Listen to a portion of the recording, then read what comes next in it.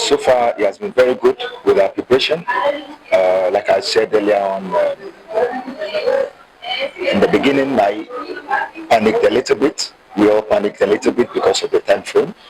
But as soon as we started the preparation, I think it's moved very slowly in terms of the approach to the sessions, the approach to the selections.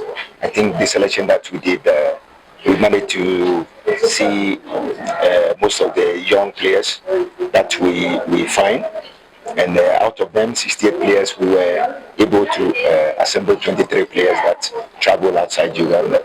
The preparation from trainings, went very well.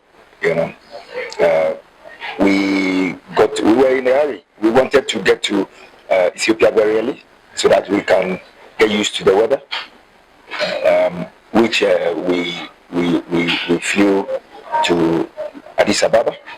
When we got there, there's a little bit challenge of training because we have some kind of approach that because of our acclimatization, as soon as we travel to a new country, I like my players to try go out there and then try to feel the weather